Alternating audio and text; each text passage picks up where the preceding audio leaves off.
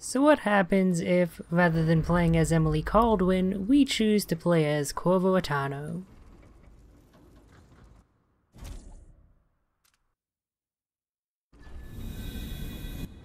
I will cast you in cold marble. No! Corvo Attano, how handsome you are for a man of your age. And how long had you hidden the mark of the outsider? I expect it's a wonderful story. I'll lock him in the Empress's chambers, and then I'll bring him to Coldridge Prison to tell his trial.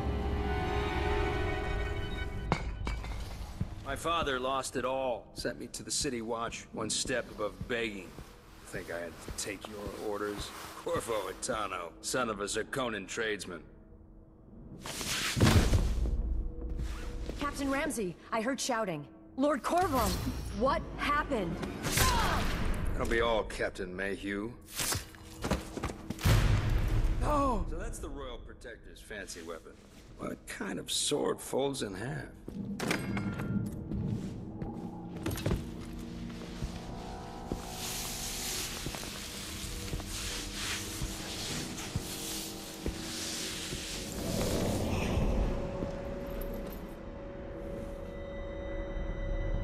There's a legend in the City Watch, the Empress's last resort, the safe room inside your daughter's chambers, is holding enough gold to buy an island. And they say this is one of the only two keys.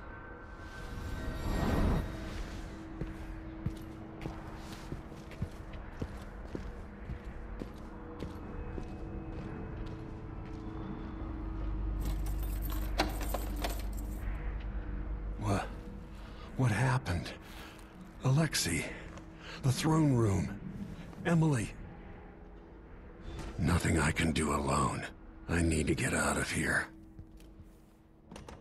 As you just saw, things progress pretty much identically, albeit with different voice lines since you're playing as a different character. That doesn't mean that we can't do things a little bit differently than we previously did, however.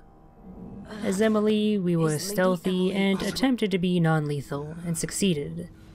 As Corvo, we're gonna be speedy and as lethal as we feel like being, which is to say, very. So, with this series of appendices, I plan on showing off different methods of playing the game. Disloyal dogs. And things that, for whatever reason, I can't really show off while playing through as Emily. Such as beheading enemies and then carrying them around as friends. Corvo might be just a little bit unhinged, as seeing his daughter literally stoned and not in the good way. As we both know, whoever's killing off my detractors is doing so for calculated effect, undermining me. The Crown Killer is being guided. I do like the little detail of Emily having recorded this audiograph if you play as Corvo. Anyway, this new guardsman friend of ours is helping us get ahead in life. Early retirement, Captain. For the special assassination targets, you get special kill animations. One of the perks of choosing to play lethally. Let me guess. It's him again. Now let's go finish off the two guardsmen that ran away, in quite a bit of fright. Look at this place. Murdered for nothing more than their loyalty to Emily. Nothing will stop me from bringing you home, Emily.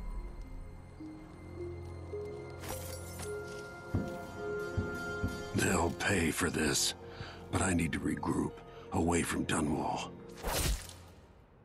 And just making sure to finish off this guardsman here, and acquire him as our new friend, since we kind of lost track of our old one.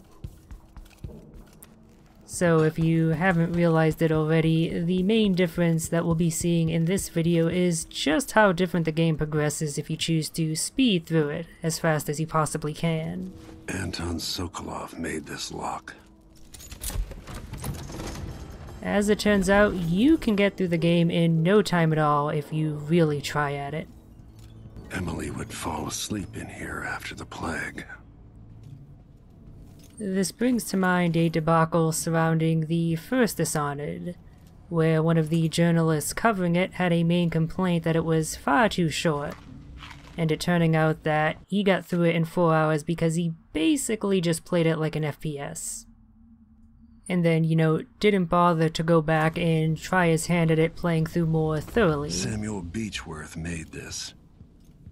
Wonder what advice he would have about today. I'd better take these. Because games journalists are garbage. Just setting our friend down while we pick up our gear. Out into the world once more. How many people had forgotten this mask? Which this time includes this badass mask. I really wish Emily wore this as well. She would definitely cut a more frightening image.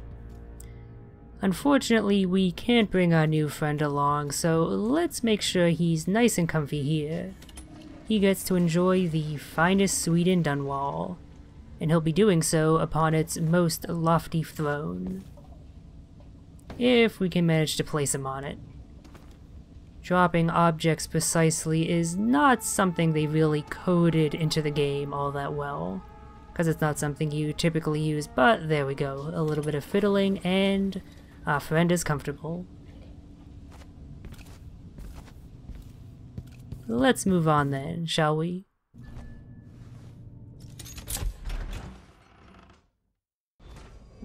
Until I understand this, I have to go into hiding. I should make my way to the docks. I've got to get out of Dunwall. What do I have to do to get Emily back? What do I have to become? As I mentioned before, if you really put your mind to it, you can get through these levels incredibly quickly. And to aid that goal, let's, rather than stealthing through the streets, or even just hacking our way through them, take a little bit of a shortcut. Or should I say a speed cut.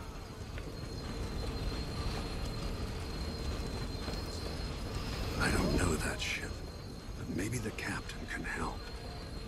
I need to find a ship.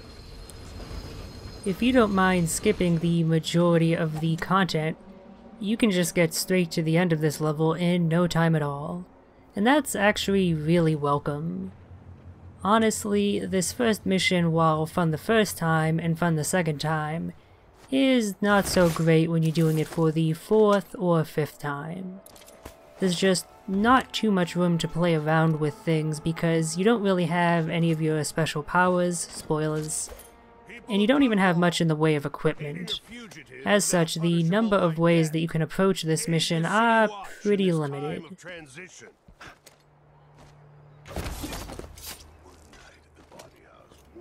We'll be going through this mission backwards, just to show off an alternate approach.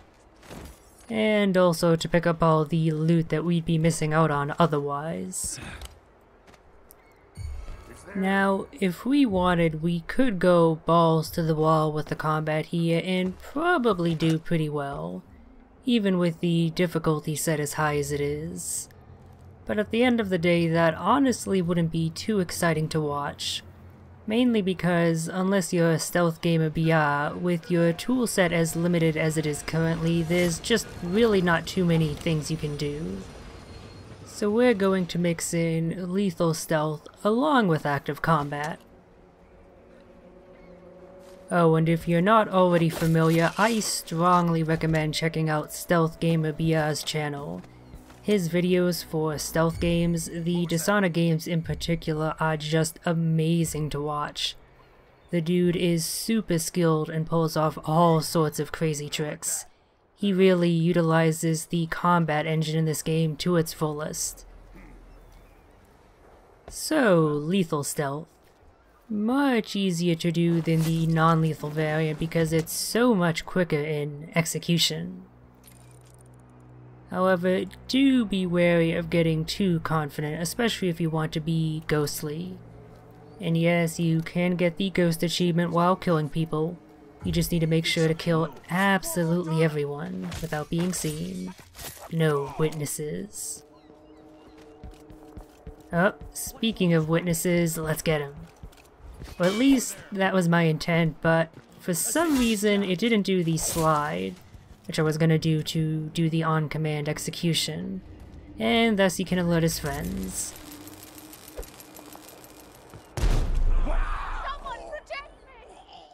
Thankfully, grenades are an excellent equalizer.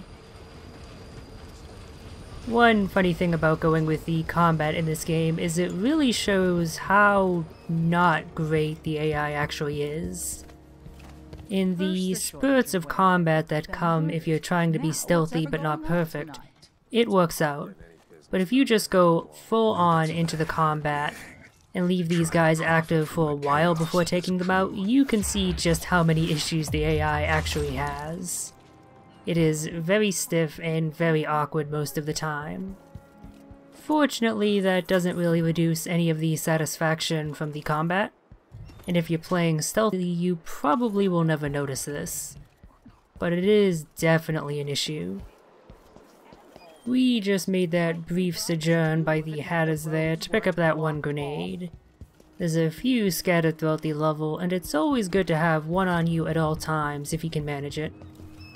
If you get into a dangerous combat situation, just take that bad boy out and you will have a much easier time of things.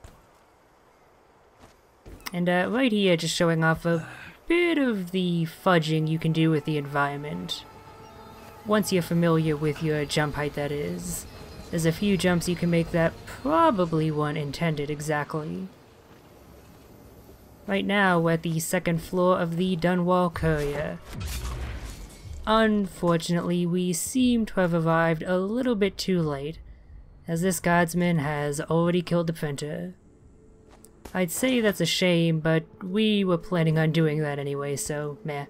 Let's give him a nice sky burial. That's how a sky burial works, right? I've never read up on the topic. Well, now that we've looted the place of its major valuables, let's get down to the ground floor. I hesitate here a little bit because I didn't realize at the time that the guardsman down here was already dead.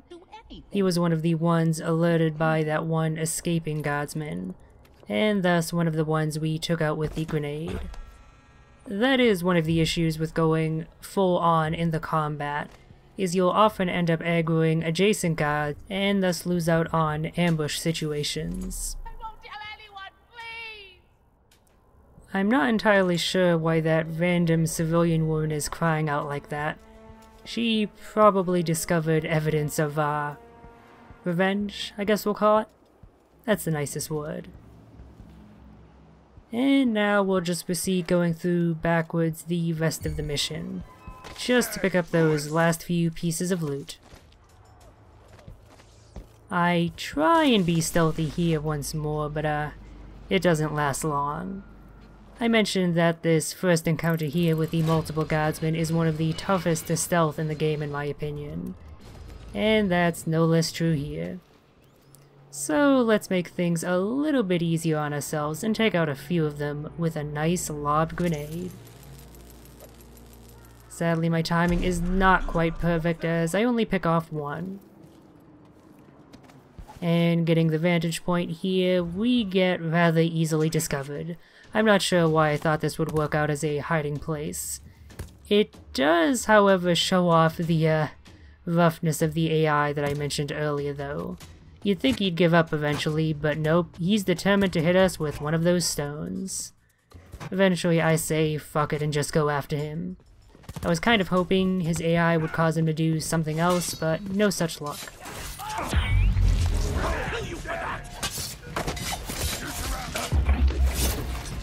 You aren't going anywhere.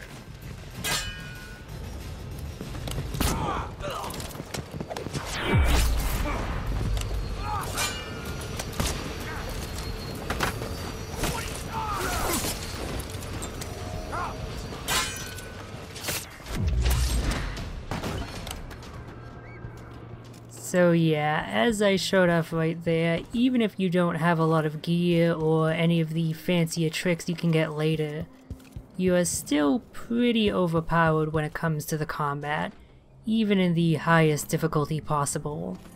That's why I'd recommend cranking up the difficulty.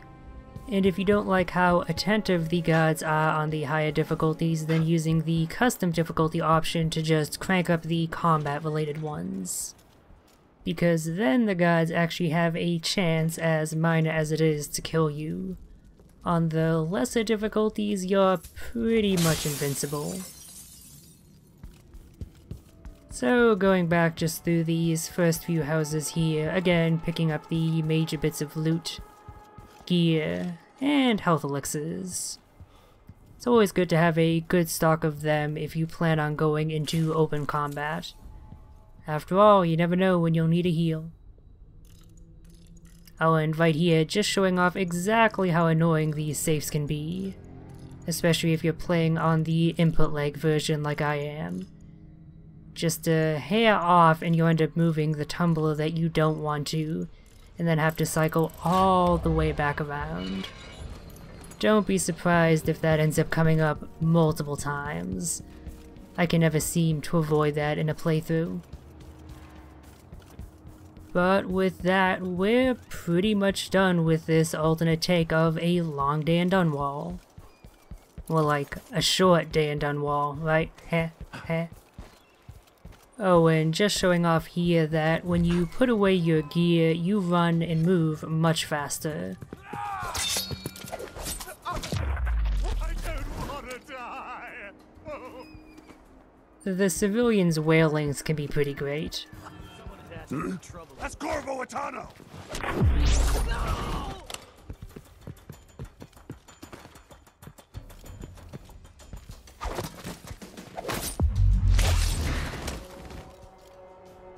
It is honestly quite surprising just how useful heads are in this game.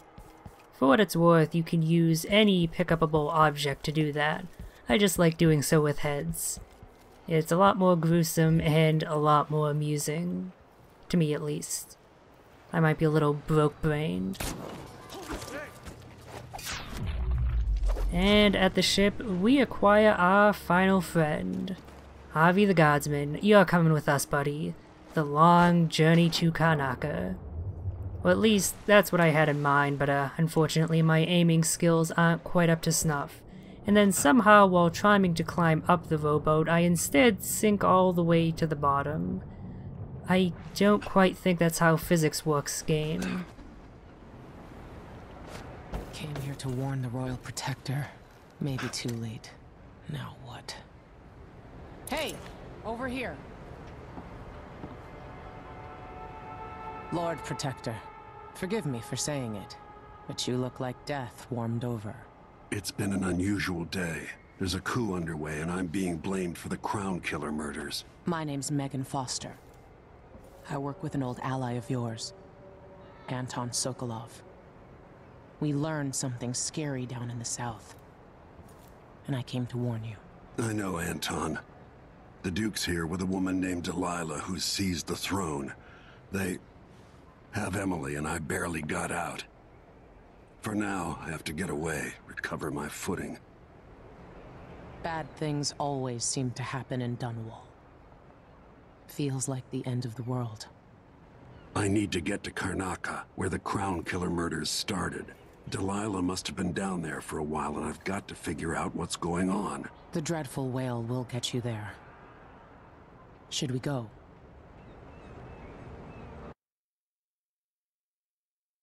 Let's go. And with that, we're done. Wall. And we finished with a high chaos level this time. We'll see exactly what that entails in the next appendix. Until then.